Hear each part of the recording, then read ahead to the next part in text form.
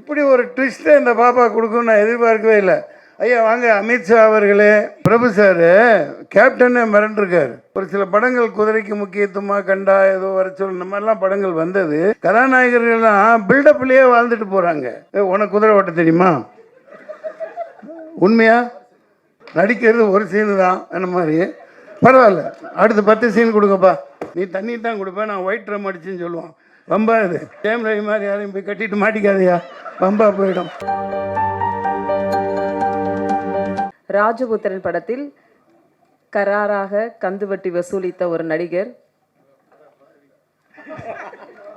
வசூலிச்சிங்க தானே? அழைக்கிறோம் மன்சூர் அலிகான் அவர்களை.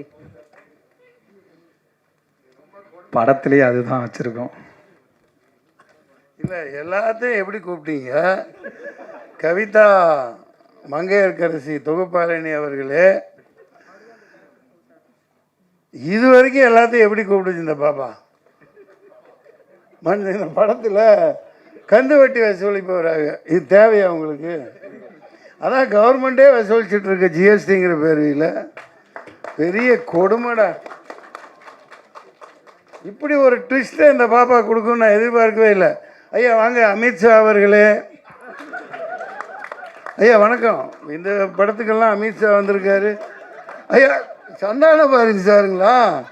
அது போஸ்டர்லாம் எல்லா இடத்துலையும் அமித்ஷா அமித்ஷான்னு போட்டு வில்லாதி வில்லனை போட்டாங்களா? இவர்கள் வில்லத்தனம்லாம் ஒன்றும் இல்லாமல் ஆயிடுச்சு. அப்படி நாட்டை ஆண்டுட்டு இருக்காங்க.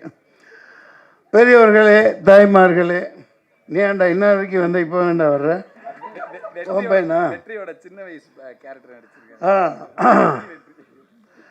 இந்த எல்லாம் போன பிறகு என்ன கூப்பிடுறாங்க. சரி, ராஜபுத்திரன் பிரபு அவர்களே, ஐயா வரல, வந்துட்டு போயிட்டாங்களா? ஆஹா, உடம்பா அதெல்லாம் சும்மா. அவருக்காவது உடம்பு சரியில்லாமல் இருக்கிறதாவது. நான் இருந்தால் விட்டுருக்க மாட்டேனே. ஏன் விட்டீங்க? உங்களுக்கு ஒரு விஷயம் தெரியுமா? இந்த கூட்டத்தில் யாருக்காவது தெரியுமா? அதாவது அவர் அளவுக்கு இந்தியாவிலேயே குதிரை ஓட்டக்கூடிய ஆள் யாருமே இல்லை. ஜெயச்சந்திரன் சார் வணக்கம். பிரபு சார் கேப்டனே மிரண்டிருக்காரு. பெங்களூரில் பயங்கரமாக படிக்கல ட்ரைனிங் எடுத்தவர். குதிரை செத்தாலும் அவர் இறங்க மாட்டார், கீழே பறப்பார். 120 கிலோமீட்டர் ஸ்பீடில் பறப்பார் பிரபு சார். அவருக்கு போய் உடம்பு சரியில்லைன்னா எப்படி? இன்னொன்றும் நம்ம அப்படியே விஷயங்கள் மறந்துடுவேன், சொல்லிட்டு போகணும். ஒரு சில படங்கள் குதிரைக்கு முக்கியத்துவமாக கண்டா ஏதோ வர சொல் இந்த மாதிரிலாம் படங்கள் வந்தது. கதாநாயகர்கள் குதிரை ஓட்ட கற்றுக்குங்க முதல்ல. ஏன்னா அந்த கன்ராஜ், இப்போ டைமண்ட் பாபு சார் கன்ராஜ் தானே? ஆவணி 40 குதிரைக்கு மேலே வச்சுருக்காங்க. எங்கிட்ட தென்னவன் அவங்கெல்லாம் பாவம் குதிரைக்கு கொல்லி எப்படி போடுவாங்க?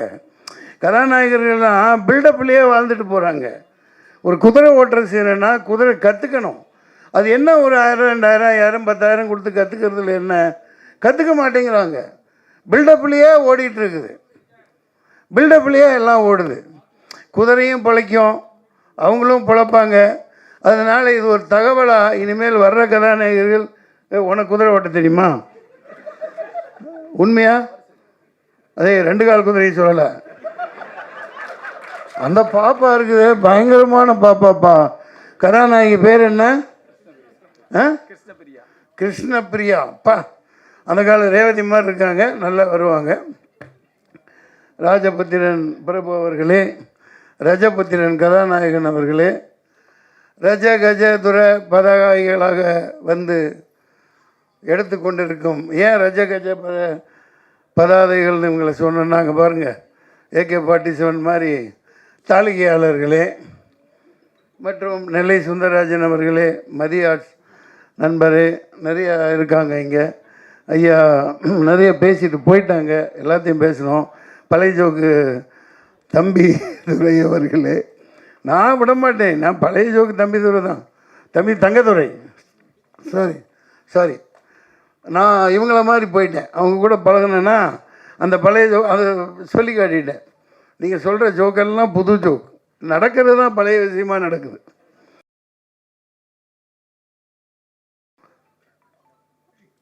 கொடுமை. எங்கேருந்து வந்தான்னு தெரியல, எங்கே இப்படி போனான்னு தெரியல. பிடிக்கிறதாவும் இல்லை. அரை மணி நேரத்தில் தமிழ்நாடு போலீஸை விட்டுருந்தா, ஏன்னா அதுக்கப்புறம் 8ஆவது நாள் அங்கே இருக்கேன், முன்னாடியே நிகழ்ச்சிப்படி. சார் ரொம்ப கொடுமைங்க அங்கே உள்ள சாதாரண. இந்த இப்போ குதிரையை பற்றி பேசுனேன்ல, பாவம் அந்த குதிரைக்கு கொள்ளு போட கூட காசு இல்லை. இந்த டூரிஸ்ட்டை நம்பி தான் என்டையர் காசு இருக்குது. இந்த ஆட்சியை தக்க வைக்கிறதுக்காக ரொம்ப குடும்பத்தனம் பண்ணுறாங்க. இதை சொல்ல வேண்டியதாகிடுச்சு.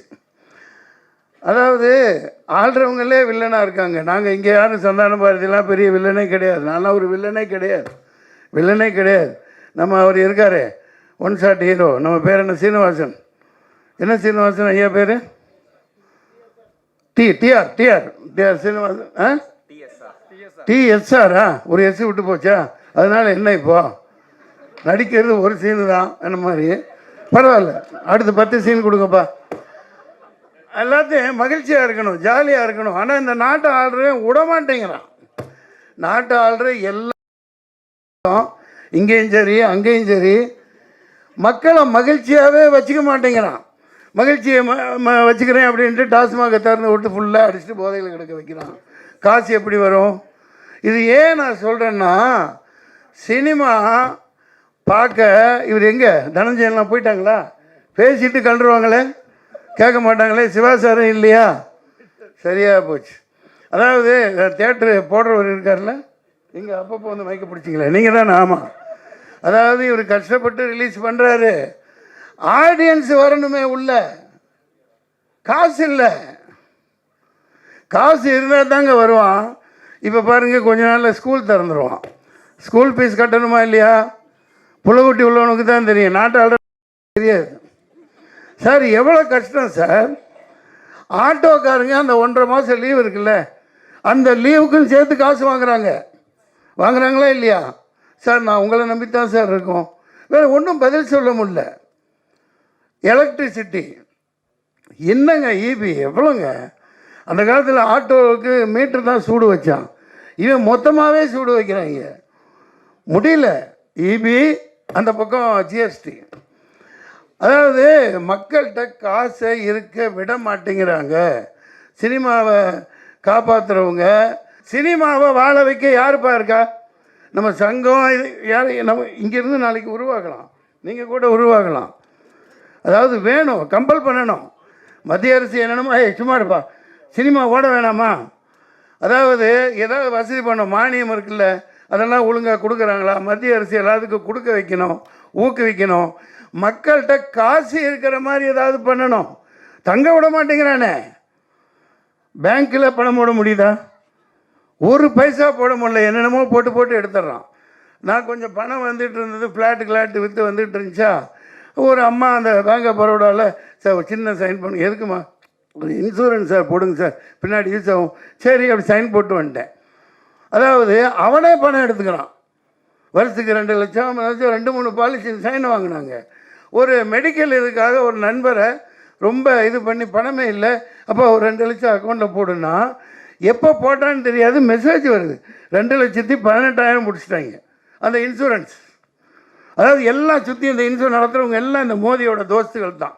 எடுத்துகிட்டு ஓடுறாங்கல்ல சுருட்டுறவங்க. நான் எதுக்கு சொல்கிறேன்னா, குறிப்பிட்ட யாரையும் தாக்கணுங்கிற நோக்கம் அல்ல. அரசை கேள்வி கேட்கறதுக்கு நமக்கு உரிமை இருக்குது. சினிமாவில் உள்ளவங்க கேட்கணும், மக்கள் கேட்கணும். ஒரு படம் நல்லா இல்லாட்டி திட்டுறீங்கல்ல, இவ்வளோ பெரிய தவிர நீ ஏன் பண்ணிவிட்டு மற்றவங்க மேலே பழி போட்டுட்டு இப்போ எதுக்கு ஒரு டீம் போகுதுன்னு தெரில. ஒரு டீம் போகுதில்ல, அதாவது யோசிக்கணுங்க. இப்போ நாளைக்கு படம் எடுத்துட்டீங்க, நீங்கள் ஏதாவது ஒரு டீம் ரஷ்யாவுக்கு அனுப்புறியாப்பா? இவர் ஏன் ராஜபுத்திரன் என்று எடுத்தார், அதை சொல்லுவதற்கு 4 பேர். அட யார் காசு? இவங்க அப்பா மூட்டு காசு. எதுக்கு போய் சொல்கிற? இது ஆயிரக்கணக்கான இது இருக்குது. நான் அரசியல் பேசணுங்கிற நோக்கம் இல்லை. சினிமா நல்லா இருக்கணும், இந்த மெசேஜ் சொல்கிறதுக்கு தான் இவங்க கடைசியில் என்னை கூப்பிடுவாங்க. நல்லா இருக்கணுமா இல்லையா? எல்லாம் வாழணுமா இல்லையா? எல்லாம் கையில் ஓடுது.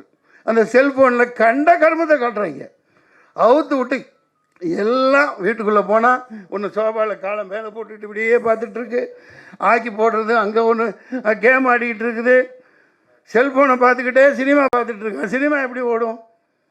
ஏங்க நீங்கள் ரிலீஸ் பண்ணுறீங்கல்ல, ஒரு ஈகா தேட்டர்னு ஒன்று இருக்குது, நாளைக்கு தரல தேட்டர், அது வேறு விஷயம். எல்லா தேட்டரும் அப்படி தான். இந்த பேனரெல்லாம் எங்கேயாவது பார்க்க முடியுதா? வெளியில் ஒரு ஹோட்டல் நடத்துகிறான், அங்கேயே ஹோட்டல் நடத்துகிறாங்க, எல்லாம் நடத்துகிறாங்க. அந்த காலத்துல எல்லாம் ஒரு பேனர் வைப்பாங்க, கையில் காசை வச்சுக்கிட்டு போய் பார்ப்பாங்க. யார் படம்? சின்ன தம்பி, கேப்டன் பிரபாகரன், ஏதோ அதாவது ஆசை தீர காசை வச்சுக்கிட்டு பார்ப்பாங்க. ஒரு தேட்டரில் பேனர் இருக்கணும், பேனரே வைக்க மாட்டேங்கிறாங்க. இல்லை சார், எல்லாம் ஆன்லைனில் வந்துடுறாங்க. சொல்ல வேண்டியது மக்கள் கையில் காசு இருக்க வைக்கணும்.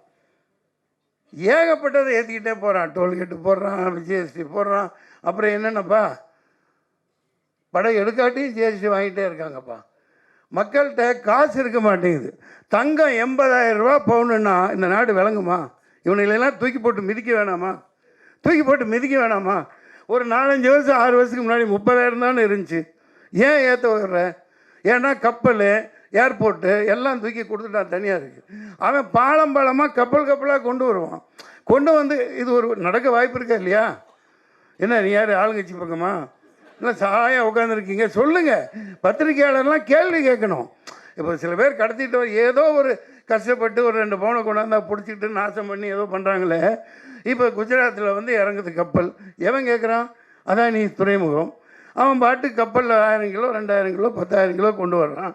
அவனே நிப்பாட்டி வச்சுட்டு பண்ணுறான். ஏதோ ஒரு சூது நடக்குது எல்லா நாடுகளுக்கு நடுவில். இல்லாட்டி இதெல்லாம் குறைக்கிறதுக்காக சினிமாக்காரங்க எடுக்கத்தான் முடியும், சொல்லத்தான் முடியும். ஆனால் மக்கள் இப்போ இது 30,000 ரூபாய்க்கு இருந்தால் தானே இந்த ஏழை பொண்ணுகளுக்கெல்லாம் கல்யாணங்களை எப்படி நடத்த வைப்பாங்க? 80,000 ரூபா கொடுத்து யார் வாங்கி நடத்துவா? எம்ஜிஆரும் போயிட்டார், ஜெயலலிதாமாவும் போயிடுச்சு. ஏதோ தாலிக்கு தங்கம்னாலும் தூக்கி கொடுத்து ஒரு 4 பவுன் 5 பவுனு கொடுக்கலாம். கொடுக்க பார்ப்போம். சினிமாவில் ஒருத்தன் வருவான், நாளைக்கு ஏதோ செய்வான், நாட்டை ஆடுறதுக்கும் ஒருத்தன் வருவான். எல்லா பெண் குழந்தைகளுக்கும் 10 பவுன் அல்லது 50 பவுன், இந்தா வெறும் 30,000 ரூபாயில் வெறும் 20, அதை கொண்டாங்கடா. அதை விட்டு போட்டு இந்த கண்ட இதுக்கு வீணாக செலவு பண்ணிட்டு தெரியுறானுங்க. தான் பயணம் பண்ணுறதுக்கு 8,500 கோடி. எரிச்சலாக இருக்குது. சம்பாரித்த காசை வீட்டுக்கு கொண்டு போக முடியல, வீட்டில் வைக்க முடியல. யார்கிட்ட எப்படி சினிமா பார்க்க வருவான்? நீங்களே சொல். நீ 200 தேட்டர் போடு, 400 தேட்டர் போடு, காலியால் ஓடுது. தேட்டருக்காரர் என்ன சொல்லுவார்? சார் 10 பேர் ஆடியன்ஸில் எங்கே போட்டு கொடுக்க சொல்கிறாங்களா இல்லையா? காசு எங்கேருந்து வரும்? மக்கள்கிட்ட இருக்க விட்டால் தான்ப்பா. அதனால் இந்த மத்திய அரசும் மாநில அரசும் நாளைக்கு ஒரு சட்டம் போடணும். எல்லோரும் பேங்க் பேலன்ஸ்லேயும் 2 லட்ச ரூபா இருந்துக்கிட்டே இருக்கணும். போடு. நீ தான் 20 லட்சம் கோடி வச்சுட்டு உட்காந்துருக்கியப்பா. ஒவ்வொரு ஸ்டேட்லேயும் ஒவ்வொரு கண்ட்ரிலையும் அந்த காசை வச்சு என்ன பிடுங்க போகிறீங்க? நீங்கள் ஏழைகளுக்கு கொடுங்க, படையெடுக்கிறதுக்கு மானியம் கொடுங்க. இந்த டூரிஸ்ட் ஃபேமிலி பற்றி பேசுனாங்க, 10ல் 1 ஓடும், 2 அசல் வரும். இது சினிமா, இது ஒரு தான், அது வேறு. ஆனால் இவ்வளோ குடும்பம் செலவு பண்ணுது. இப்போ பாருங்கள், ஐயா மோடி அவர் சொல்லுவாங்கல்ல, திருப்பி ஏன் வரேன்னா, வாசுதேவ குடும்பம் எங்கள் அமெரிக்காவில் போய் சொல்லுவார். அதாவது உலகமெல்லாம் என்னோட உறுப்பினர்கள், என் குடும்பம் அப்படின்னு சொல்லுவார். இந்த பாரு, ஒரு பாய் எடுக்கிறாரு, ஒரு கான் பேசிகிட்டு இருக்கேன், ஒரு ஜான் ரிலீஸ் பண்ணுறாரு. இது தமிழ்நாடுன்னு இல்லை, ஒட்டுமொத்த இந்தியாவே இப்படி இருந்தால் தான் இந்த நாடு உருப்படும் இல்லைங்களா? எனக்கு தோன்றதை சொல்லிட்டேன்ப்பா. இது ரொம்ப ஆனால் குசும்பு இந்த அம்மா பண்ணது. என்ன கந்து வட்டிக்கு இந்த படத்தில் கந்து வட்டிக்கு அது எப்படி நீங்கள் படம் பார்த்தீங்க? நானே பார்க்கல. ஏப்பா யாருப்பா அந்த அம்மாவுக்கு போட்டு காமிச்சிது? இந்த கவர்மெண்ட்டு வாங்குகிற கந்து வட்டியை விட வாடா. அடா ஜிஎஸ்டிக்கு ஏன்னா கணக்கு போடுங்கப்பா, எவ்வளோப்பா வாங்குறீங்க? ஏகப்பட்டது 18%. ரொம்ப நீ வேணாம், தண்ணி வேணாம், நீ தண்ணி தான் கொடுப்பேன், நான் ஒயிட் ட்ரம் அடிச்சுன்னு சொல்லுவான். ரொம்ப இது வேணாம். அதெல்லாம் மேடையில் அந்த காலத்தில் எல்லாம் பண்ணோம். ராதா ரவிக்கு தெரியும், எஸ்எஸ் மாமாவுக்கு தெரியும். ஆமாம், சரி, எல்லோரும் சந்தோஷமாக இருக்கணும், நல்லா இருக்கணும். அரசாங்கத்தை எடுத்து கேள்வி கேளுங்க. கேள்வி கேட்க நமக்கு உரிமை இருக்குது. நம்மள்கிட்ட பேங்க் பேலன்ஸே இருக்க விட மாட்டேங்கிறாங்க. பேங்க்கில் அக்கௌண்ட்டும் போட முடியல. இருக்கிற காசு எல்லாம் அது என்ன மினிமம் பேலன்ஸ் வைக்கலையா? அந்த விளக்கெண்ணெய் அவனுங்களை விளக்கமாத்து கட்டையில் தான் அடிக்கணும். ஏன்டா அந்த இப்போ 5 வருஷத்துக்கு முன்னாடிலாம் அந்த இது கிடையாது. என்ன காசு ஒரு 150 ரூபா இருந்தால் கூட அதுக்கு இன்ட்ரெஸ்ட் போட்டு நமக்கு கிடைக்கும். இப்போ இருக்கிற காசை கோவிந்தா பண்ணிடுறான். தெரியாதனமாக பணத்தை போட்டால் அவன் இப்போ சொல்ல வந்தேன், அப்படியே விட்டுட்டேன். அந்த 2 லட்ச ரூபா போட்டேன் இல்லையா இன்சூரன்ஸ்காரன், அதோடு சேர்த்து இருந்த காசையும் பிடிங்கிட்டான். ஏன்டா நான் கையெழுத்து போட்டது ஆட்டோமேட்டிக்காக அவன் எடுத்துக்குவானா. ராக் கொள்ளக்கார மாதிரி நடத்தினானுங்க இந்த பேங்க். இதெல்லாம் உதைக்கணும். அஜித் ஒரு படத்தில் நல்லா சொல்லியிருப்பார், ஸோ மகாகந்தன் டைரக்டர் மகாகந்தன் மகா கஞ்சனாக தான் இருக்கக்கூடாது, மகா கந்தனாக இருக்கலாம் இல்லையா? கந்தா கடம்பா கதிர்வேலா ஞான பண்டிதா அப்பனே முருகா ஐயா மேலே கூப்பிடுங்க, நல்லா ஓட வைப்பாங்க. அது நான் என்ன பண்ண போகிறேன், நல்லா இருந்தால் ஓட போகுது. ஆமாம், நல்லா செக்கச்சேவேன்னு அழகாக தான் இருக்கிறான். ஆமாம், நம்ம ஜெயம் ரவி மாதிரி யாரையும் போய் கட்டிட்டு மாட்டிக்காதையா, பம்பா போயிடும். சரி, என்னமோன்னு அவங்கவுங்க வாழ்க்கையை அவங்கவுங்க பார்த்துக்கிறது தானே. சரிங்க ஐயா, போயிட்டு வரேன், சந்தோஷமாக இருங்க. 4-5 இஷ்யூ தீர்க்கப்பட வேண்டியது, மக்கள் கையில் பணம் இருக்கணும், இந்த அரசாங்கங்கள் அதுக்கு ப்ரொவைட் பண்ணணும். நாசமாக போகிறதுக்கு பணத்தை செலவழித்து நாட்டை நாசம் பண்ணுறதை விட சினிமாவை வாழ வைக்கணும்னா சினிமாக்காரங்க இவங்களுக்கு வசதி ஒன்றும் பண்ண மாட்டேங்கிறாங்க. அதுக்கு ஏதாவது ஒன்று செய்யணும் இல்லைங்களா? எல்லா படமும் ஓடணும். எல்லா படமும் ஓடும்னா மக்கள் கையில் காசு இல்லாத மிகப்பெரிய குறை. அதனால் எந்த ஆட்சி வந்தாலும் சரி, அடுத்து விஜய் வர்றாரா, கொள்கை தான் நம்ம இதில் போட சொல்லுப்பா. என்னப்பா அதான்ப்பா, அது என்னமோ போடுவாங்களே தேர்தல் அறிக்கையா, அந்த இதில் போடணும். எல்லாருக்கும் ஓட்டு போடுற எல்லா குடும்பமும் 2 லட்ச ரூபா நாங்கள் ஃபிக்ஸ்டில் போடுவோம், அதை வச்சு நீங்கள் வியாபாரம் பண்ணுங்க, அதுக்கு டேக்ஸ் இல்லை அப்படின்னு போடணும். இந்த ஜிஎஸ்டியை சினிமாவுக்கு தூக்கணும். ஜிஎஸ்டியை என்னய்யா, ஜிஎஸ்டி கொடுக்குறவங்கள டிக்கெட்டில் அதை தூக்கணும். நாங்கள் மகிழ்ச்சி படுத்துறதுக்காக இருக்கோம். நாங்கள் எனக்கு எதுக்கு வெங்காயம் நீ ஜிஎஸ்டி போடுற, ஏன் போடுற கேளுங்க. நிர்மலா சீதாராமன் நீ போ ஊறுகாய் வித்திய, அப்போ உங்களுக்கு ஜிஎஸ்டி போட்டாங்களா? லண்டனில் ஊறுகாய் வித்துக்கிட்டு இருந்த மாமி தானே நீ கன்னடத்தில் தானே பதவி ஏற்ற, ஆனால் தமிழச்சின்னு சொல்லிக்கிற. நீ ஒரு தேர்தலில் நிற்கலை, ஜெயிக்கலை. இந்த ஜெய்சங்கர்னு ஒருத்தர் நடந்தால் ஏதோ நெருப்பு கோழி மாதிரி நடப்பார். அது அன்றைக்கி பார்த்து நானே பயந்துட்டேன். அது உருவக்கேலி செய்யக்கூடாது. நம்ம அது என்ன ஆத்திரம்னா, நாங்கள்லாம் காசு கொடுத்து எலெக்ஷனில் நின்று ஜெயிக்கிறேன் தோக்குறேன், ஒன்றுமே இல்லாமல் நோகாமல் நோம்பு கொண்டு வந்து மக்களை வாட்டி விதைக்கிறாங்க. அதனால தான் நம்ம வெறுப்பு. உங்களில் ஒருத்தனா நான் இந்த வெறுப்பை பதிவு பண்ணுறேன். சினிமா நல்லா வாழ்ந்தால் தான் மக்கள் நல்லா வாழ்வாங்க. மக்கள்கிட்ட பேங்க் பேலன்ஸ் இருக்கணும். அந்த ஜிஎஸ்டி எல்லாம் சினிமாவுக்கு தூக்கணும், மானியங்கள் கொடுக்கணும் இல்லையா?